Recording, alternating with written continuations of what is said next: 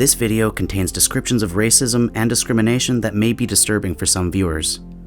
Please visit stepupnorthshore.com to access resources for additional support if needed. Canada is a settler colonial country. European colonialism dates back to the 15th century, when European powers sought to expand their wealth, economies, and territories around the world. The doctrine of discovery, a legal concept rooted in religious ideology, was used to legitimize colonial conquest and assert the superiority of European culture, peoples, and religion.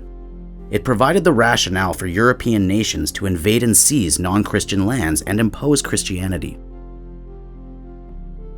The first Europeans to reach Canada brought diseases that Indigenous people had no immunity against, and many died.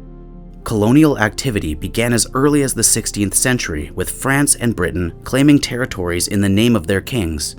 Indigenous people lost their land and resources, and continue to endure long-standing intergenerational harm today. Using the racist beliefs embodied in the doctrine of discovery, settlers imposed colonial laws on Indigenous peoples, denying their sovereignty, systems of governance, and traditional relationships to the land.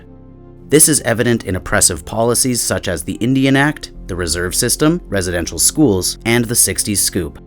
Many treaties established with Indigenous peoples were set up to favor white interests and their control over resources.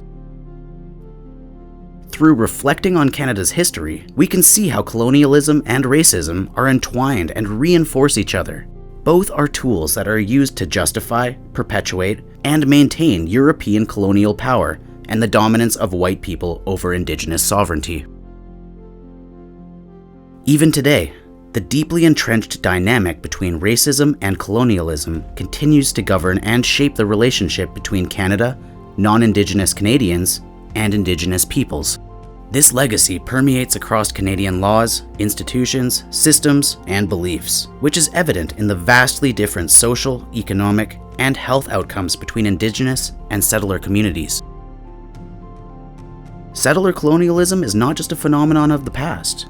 It continues today and takes many forms. Newcomers to Canada have a responsibility to learn about the colonial injustices that prevent Indigenous sovereignty and to actively participate in creating transformative and meaningful change.